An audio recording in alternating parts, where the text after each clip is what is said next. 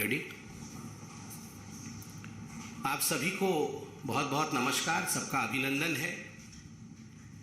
आज सुबह से अखबारों में जो सुर्खियां आई हुई हैं वो हम सबको एक कहानी बयां करती है। और आज की जो कहानी अखबार सुना रहे हैं वो कहानी एक महाराज और उसके महल की है। एक ऐसा महाराज जो बेशर्म है, एक ऐसा महाराज जिसके केवल महल की रिनोवेशन की कहानी नहीं है, ये पूरे के पूरे उसके आइडियोलॉजी और उसके पार्टी के लोग, उसके पार्टी के सोच के रिनोवेशन की कहानी। ये वो महाराज है जो न जाने कहां से आवाज निकालते थे और कहते थे, मैं कुछ नहीं लूंगा, मैं घर नहीं लूंगा, मैं बंगला नहीं लूंगा, मैं गाड़ी नहीं लूंगा, मैं लाल बत्ती कार नहीं लूंगा, मैं सरकारी गाड़ी नहीं लूंगा, मैं सिक्योरिटी नहीं लूंगा। कुछ नहीं से सब कुछ ले लूंगा जी। ये उस महाराज के रिनोवेशन की कहानी है। केवल महल का रिनोवेशन नहीं हुआ, महाराज के मानसिकता का रिनोवेशन, कि किस प्रकार से कुछ नहीं लूंगा जी से सब कुछ लूट लूंगा, कुछ नहीं छोड़ूंगा। ये जो परिवर्तन हुआ है, ये उस महाराज की कहानी आज हम बयां करने वाले हैं। याद करिए, दुबले पतले से वो महाराज, डबल एक्सेल का शर्ट और उसके ऊपर ये कलम, जिस कलम में केवल एक बार ही रिफिल भरा गया था। जब 2013 में महाराज ने ये दस्तावेज साइन किए थे, एफिडेविट दिया था, ये महाराज का दस्तावेज एफिडेविट है, एक ही बार इस कलम में रिफिल भरा गया है। आज तक उस कलम में रिफिल नहीं है, वो कलम केवल कपड़े में लगा रहता है, क्योंकि हस्ताक्षर तो मंत्री करते हैं। भ्रष्टाचार का काम करने का काम तो मंत्री करते हैं। महाराज ने एक ही बार हस्ताक्षर किया था और उसमें क्या लिखा था? उसमें लिखा था, मैं शपथ लेता हूं, मैं लाल बत्ती की गाड़ी नहीं लूंगा, मैं शपथ लेता हूं, मैं अपने लिए अनावश्यक सुरक्षा नहीं लूंगा। सुरक्षा बल नेताओं की सुरक्षा के लिए नहीं है, बल्कि आम आदमी की सुरक्षा के लिए होनी चाहिए। नेता को आम आदमी से ज्यादा सुरक्षा नहीं होनी चाहिए। मैं शपथ लेता हूं, मैं बड़ा बंगला नहीं लूंगा, आम आदमी की तरह सामान्य घर में रहूंगा। और बहुत सारी शपथ ली है, एक ही बार कलम का इस्तेमाल करके हस्ताक्षर किया था। महाराज ने शपथ किया था कि मैं शपथ करता हूं, मैं घर नहीं लूंगा। आपको मैं वीडियो भी दिखाऊंगा जिसमें महाराज अरविंद केजरीवाल कह रहे हैं, मैं क्यों घर लूंगा जी, मेरे तो अभी जिस घर में रहता हूं उसमें तो 4-5 कमरे हैं, मैं 4-5 कमरे में ही रहूंगा और सरकार में भी आऊंगा तो 4-5 कमरे से ज्यादा कमरे नहीं लूंगा। और मैं सरकार से भी निवेदन करता हूं कि एक छोटा सा घर मुझे दिया जाए, मुझे कोई बंगला नहीं दिया जाए, मुझे कोई गाड़ी नहीं दी जाए, और ये जो सरकार ने मुझे आवंटित किया है घर, इस घर को सरकार वापस ले ले। इस प्रकार की बातें करते थे। और आज मैं उस महाराज की हवस जो ऐसो आराम के लिए है, ऐसो आराम के लिए जो इस महाराज की हवस है, उसके हवस की कहानी सुनाऊंगा कि पैसे और ऐशो आराम के लिए किस प्रकार का इसका हवस है। मीडिया ने बताया है कि 45 करोड़ रुपए खर्च करके अरविंद केजरीवाल जी की जो सरकारी बंगला है उसका रिनोवेशन किया गया है। 45 crore rupees have been spent for the renovation of the bungalow of mister Arvind Kejriwal. इस 45 करोड़ रुपए को अगर हम देखें कि किस प्रकार से खर्च किया गया है, जो सिविल लाइन उनका सरकारी बंगलो है फ्लैग स्टाफ रोड में, आपको जान के आश्चर्य होगा। इसमें पर्दे की एक कहानी है, इसमें टाइल्स की एक कहानी है, इसमें मेटल फिटिंग्स की एक कहानी है, इसमें किचन की अपनी एक कहानी है। और ये सारे पर्दे, फिटिंग्स, इलेक्ट्रिकल लाइटिंग्स, टाइल्स, ये चिल्ला चिल्ला कर कह रहे हैं कि we are of the most superior quality. हम सबसे सुपीरियर क्वालिटी के हैं। और आज मैं आपके सामने वो दस्तावेज, तमाम दस्तावेज दिखा रहा हूं, जो दस्तावेज महाराज अरविंद केजरीवाल जी के घर की रिनोवेशन की कहानी को बयां करते हैं। आप ध्यान से इन दस्तावेजों को देखें। इन दस्तावेजों में एक एक पर्दे के रकम को, एक एक गैजेट के रकम को बयां किया गया है। एक एक टाइल्स कहां से, किस देश से मंगाई गई, उसकी कहानी इस दस्तावेज में मौजूद है। और मैं दस्तावेज के कुछ अंश, दस्तावेज तो बड़े हैं, कुछ अंश आपको दिखाऊंगा। आप देखिए इसमें क्या लिखा हुआ है। Superior quality tiles, superior quality ornamental work, superior quality flooring, सब कुछ सुपीरियर क्वालिटी। इंफीरियर नहीं होना चाहिए जी। ये इंफीरियर क्वालिटी तो आम आदमी की कहानी है। मैं तो महाराज हूं, सब कुछ सुपीरियर होना चाहिए। किचन के रिनोवेशन के लिए किस प्रकार करोड़ों के खर्च हो रहे हैं, वह भी इसमें बयां किया गया है कि केवल किचन के लिए कितने करोड़ों के खर्च है। अब मैं आपके सामने एक एक करके कहानी बयां करूंगा। पर्दे की कहानी। पर्दे में रहने दो, पर्दा ना उठाओ। पर्दे में रहने दो, पर्दा ना उठाओ। पर्दा जो उठ गया तो भेद खुल जाएगा। मगर मैं धन्यवाद देता हूं मीडिया का, पर्दा आखिरकार उठ ही गया। और एक एक पर्दा ये 8 लाख रुपए की, 23 पर्दे, 23 पर्दों का ऑर्डर दिया गया।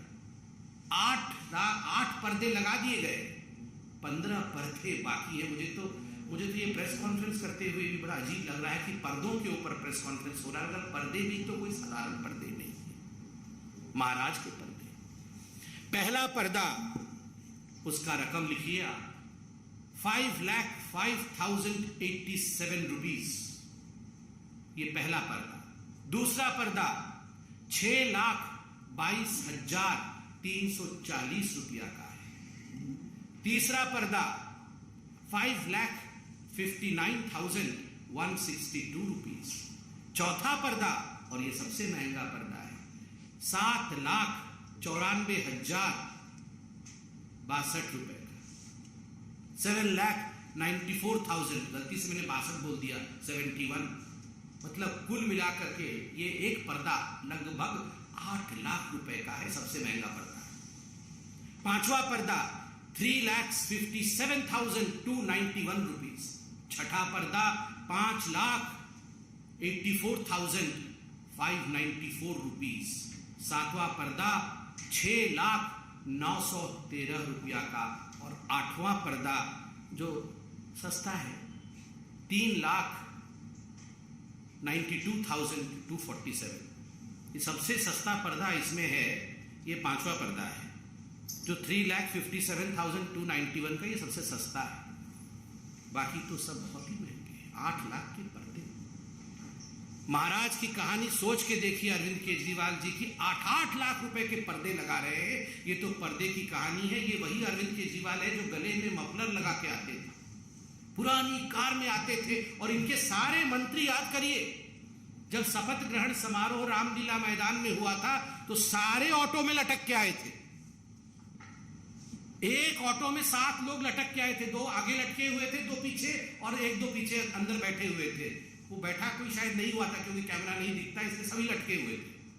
सभी लटक के आए थे और कह रहे थे जी हमारे पास तो गाड़ी नहीं है जी, हम तो बहुत ही सिंपल हैं, हम तो गाड़ी नहीं लेंगे जी, हम तो ऐसे ही लटक लटक के ऑटो में चलेंगे। और आज 8 लाख के पर्दे लटकाए हुए। पता नहीं वो वैगनर गाड़ी कहाँ है अरविंद केजरीवाल जी की, आप लोग ढूंढिए, कभी देखिए उसको। एंटीक पीस बना के उसी घर के अंदर सजाया होगा, कहीं डेकोरेटिव आइटम बना के, उसमें भी 1-2 करोड़ खर्चा किया होगा जरूर। ये पर्दे की कहानी। अब मार्बल की कहानी। मार्बल की कहानी है ऐसी है कि मार्बल हमारे देश में वो मिलता नहीं है, वियतनाम से मंगाया गया, क्योंकि देश के मार्बल से पसंद नहीं थे अरविंद जी। स्पेशल ऑर्डर देके मंगाया गया, क्योंकि ये ऑर्डर हिंदुस्तान में नहीं पूरी हो सकती थी, तो वियतनाम से मंगाया गया है। और कुल 1,15,00,000 से अधिक के मार्बल अभी तक लगे हैं। 1,15,00,000 से अधिक के मार्बल अभी तक लगे हैं। आप सोच के देखिए, दिल्ली के सिविल लाइन स्थित 6 फ्लैगस्टाफ रोड में। बंधुगण, prefabricated artistic wood panel केवल ये रंगाई लिपाई करके अगर दीवार बन जाए, जिसको हम लोग घरौंदा कहते हैं, इस घरौंदे में तो रह नहीं सकते थे अरविंद केजरीवाल।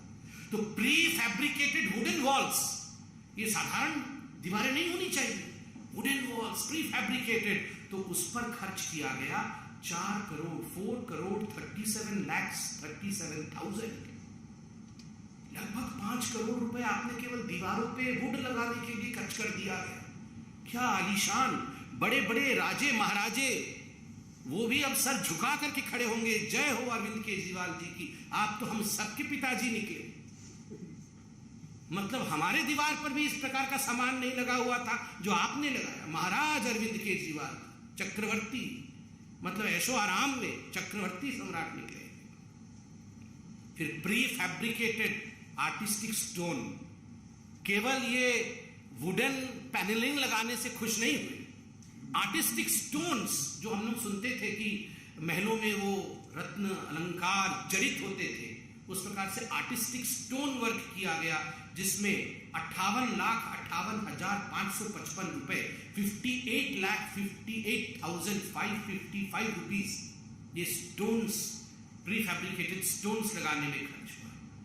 तो आप सोच के देखिए, 5-6 करोड़ की दीवारें अरविंद केजरीवाल जी ने बनाई है। और तो और decorative pillars, railings, metal decorative pieces पे लाखों खर्च किए गए। बंधुगण, कुल मिलाकर के ये सब 45 करोड़ 45 करोड़ रुपए का खर्च करके, मगर अभी इस कहानी का सबसे दर्दनाक मोड़ जो मैं आपके सामने रखने वाला, the most pathetic issue as far as the renovation of this whole महल of Arvind Kejriwal ji is concerned, कि ये उस समय रिनोवेट हो रहा था जब कोरोना की महामारी से पूरे दिल्ली में हाहाकार मचा हुआ था। मैं डेट के साथ आपको पूरा पीस रखूंगा, आपके सामने पूरे आंकड़े रखूंगा। आज समझ में आ रहा है कि अरविंद केजरीवाल जी जिस समय दिल्ली में ऑक्सीजन सप्लाई केंद्र तो कर रही थी, टैंकर तो आ रहे थे, मगर टैंकर अस्पतालों तक पहुंच नहीं पा रहे थे। क्यों? लोगों को, आम आदमी अपने घर बेच रहा था इलाज के लिए, क्योंकि अरविंद केजरीवाल जी अस्पताल में बेड नहीं दे पा रहे थे। उस समय अरविंद केजरीवाल जी अपने महल के रिनोवेशन में व्यस्त थे। 1 सितंबर 2020 जब कोविड का पहला चरण, पहला वेव चल रहा था, तब रिनोवेशन के लिए 7,91,00,000 रुपए सैंक्शन किए गए। 8 जून 2021 को जब ऑक्सीजन सिलेंडर के लिए दिल्ली में हाहाकार मचा हुआ था, उस समय 1,64,00,000 रुपए अरविंद केजरीवाल जी के महल के रिनोवेशन के लिए सैंक्शन किया गया। 22 अक्टूबर 2021 को जब कोविड का विषय पूरा चल रहा था, उस समय 9,09,00,000 रुपए सैंक्शन किए गए। 30 दिसंबर 2021 को 5,73,00,000 रुपीस सैंक्शन किए गए, मगर ये कम पड़े, इसलिए 8 करोड़ रुपए और देने पड़े और 8 करोड़ खर्च हुआ। और 29 दिसंबर 2020 को 9,34,00,000 रुपीस, 9,34,00,000 रुपया ये सैंक्शन किया गया महल के रिनोवेशन के लिए। आप सोच के देखिए, आप सोच के देखिए किस प्रकार का ये विलासिता की कहानी है। जब लोग कोरोना के हाहाकार से परेशान थे, जीवन त्याग रहे थे, अपने घर बेच रहे थे, उस समय अरविंद केजरीवाल जी अपने महल को रिनोवेट कर रहे थे। और बंधुगण, यहाँ पत्रकार बैठे हैं, मैं सभी पत्रकारों को हाथ जोड़ के आज धन्यवाद दूंगा। ये धन्यवाद बीजेपी की तरफ से। कुछ खबर हम भी रखते हैं, हमें भी खबरें आती है। केवल अरविंद केजरीवाल जी को एसीबी, ईडी, आईबी ये सारे लोग फोन करते हैं, बताते हैं, हमें भी कुछ लोग फोन करते हैं। कल लोगों ने बताया हमें कि जब से ये दस्तावेज आए हैं, तब से अरविंद केजरीवाल जी ने सभी पत्रकारों को, जो प्रमुख टीवी चैनल, उनके संपादकों को फोन किया है, उन्हें कहा है कि आप ये न्यूज मत चलाइए। और 20 करोड़ से 50 करोड़ रुपया तक ऑफर किया गया है चैनलों को कि आप 20 करोड़ रुपया लीजिए, नहीं तो हम 50 भी देने को तैयार है। मगर मैं धन्यवाद देता, आज सभी अखबारों ने इसको प्रमुखता के साथ छापा। आज सभी चैनल इसे प्रमुखता के साथ रख रहे हैं, ये अपने आप में एक बहुत बड़ी बात है। ये दिखाता है कि किस प्रकार से हिंदुस्तान की मीडिया सच्चाई को आगे रखने में हम सब के लिए एक उत्कृष्ट काम कर रही है। और अब जरा सुनिए महाराज की जुबानी कहानी। छोटा सा आदमी हूं, छोटा सा, मेरी बहुत छोटी सी औकात है। आज मेरे घर में 4 या 5 कमरे हैं। मैं जहां भी जाऊंगा 4-5 कमरों से ज्यादा की मेरे को क्या जरूरत है भाई साहब। 4-5 कमरे ही चाहिए, हाथ पैर पसारने के लिए उतनी जगह चाहिए, और जगह की क्या जरूरत है। कल से मेरे कई चाहने वाले, मेरे दोस्त और मेरे हमारे जो पार्टी के सपोर्टर्स हैं, उन लोगों के मेरे पास फोन आए, उन लोगों के और जो जनता के भी फोन आए, उनके मैसेजेस आए मुझे, और उन्हें लगा कि मुझे ऐसे घर में नहीं जाना चाहिए। सो मैं ये दोनों घर छोड़ रहा हूँ और मैं सरकार को बोलूँगा कि वो मेरे लिए कोई और इससे भी छोटे घर ढूंढने की कोशिश करे। तो वो कहते हैं ना सीजन्स वाइज, तो वही वाली बात है, हमें तो उसके लिए तैयार रहना पड़ेगा। We have to be prepared for that scrutiny. कोई लाल बत्ती की गाड़ी नहीं होनी चाहिए उसके पास, कोई बड़ा बंगला नहीं होना चाहिए उसके पास, वो एक कमरे के फ्लैट में रहे आम आदमी की तरह, कोई सिक्योरिटी नहीं होनी चाहिए। तो आप सोचिए जरा कहां से आवाज निकालते थे। मतलब हृदय की गहराई से, पेट के अंदर से एकदम आवाज निकलती थी अरविंद केजरीवाल जी की कि एक कमरे के घर में रहूंगा जी, नहीं रहना चाहिए एक कमरे से बाहर। मैं तो सिर्फ उतना ही, मुझे उतना ही स्थान चाहिए, पैर पसार लूं बस, मेरा पैर बस दीवार से ना लगे, दीवार और पैर के बीच में इतनी जगह होनी चाहिए, बस उतना ही जगह चाहिए। कहां से ये आवाज निकालते थे और कहां से कहां पहुंच गए। पैर पसारने से लेकर शराब घोटाले तक, और शराब घोटाले से लेकर महल के रिनोवेशन तक की ये कहानी आज भारतीय जनता पार्टी ने मीडिया के माध्यम से जनता के समक्ष रखा है। जनता, ये है महाराज अरविंद केजरीवाल और उनके महल के भ्रष्टाचार की कहानी। आप जरूर इसे देखें, जानें और महाराज को परखें और पहचानें। धन्यवाद। जब से टाइम्स नाउ नवभारत ने ऑपरेशन शीश महल दिखाया है, आम आदमी पार्टी की तरफ से इस पर कोई वाजिब जवाब तो नहीं आया, लेकिन वो कह रहे हैं कि प्रधानमंत्री का 500 करोड़ का घर बन रहा है, उनके यहाँ रेनोवेशन हो रहा है, वो तुलना कर रहे हैं कि प्रधानमंत्री का भी तो बन रहा है। देखिए, मैं बड़े स्पष्ट रूप से कहना चाहता हूं, पहले तो टाइम्स नाउ नवभारत का बहुत बहुत धन्यवाद। आपने जिस प्रकार से इस पूरे विषय को उठाया है, दस्तावेजों के साथ, वैज्ञानिक दृष्टिकोण के साथ इस पूरे विषय की आलोचना करके इसके सच्चाई का उजागर किया है, यह मुझे लगता है प्रलोभनों के बावजूद, बहुत प्रलोभन दिए गए होंगे, यह हमें भी पता चल रहा है, यह दिखाता है कि एक सच्चाई के साथ पत्रकारिता आगे बढ़ी है। दूसरी बात है, स्वाभाविक है, अरविंद केजरीवाल जी और आम आदमी पार्टी, उनके पास कोई जवाब नहीं होगा तो वो इसी प्रकार का जवाब देंगे कि प्रधानमंत्री गाड़ी में क्यों चलते हैं, प्रधानमंत्री घर में क्यों रहते हैं, ये सेंट्रल विस्ता क्यों बनता है, ये इसी प्रकार का जवाब देंगे। सेंट्रल विस्ता किसी की प्रॉपर्टी नहीं है, सेंट्रल विस्ता देश की प्रॉपर्टी है, ये हमारी देश की शान है। और अरविंद केजरीवाल वो व्यक्ति हैं जिन्होंने बच्चों की कसम खाई थी, जिन्होंने ये कहा था कि हम एक कमरे में रहेंगे। मैंने आपको सुनाया, हम राजनीति बदलने आए, जो राजनीति बदलने आते हैं वो 8 लाख के पर्दे के तले छुप के नहीं रहते हैं, वो 45 करोड़ का महल नहीं बनाते। बहुत बहुत धन्यवाद। We have seen that how exactly the Aam Aadmi Party is reacting, but the question that is being asked by our channel and our network is that at the time when Delhi was reeling under the COVID wave, when people were dying, this all was being done, and people were dying due to lack of beds, lack of oxygen. So the timing is also being questioned. Now, of course, that's the reason as to why in our press conference we have addressed the timing. That during the corona, in fact, especially during the first wave and the second wave, while people in fact were in a very dire situation, people were in want of oxygen, despite the fact that the central government was sending them adequate liquefied oxygen, these oxygens could not find their route to the various hospitals. We are aware as to how people died in hospitals in Delhi. Oxygen was present, but oxygen could not be supplied because the Aam Aadmi Party and its chief, Maharaja Arvind Kejriwal, was busy in renovation of his house.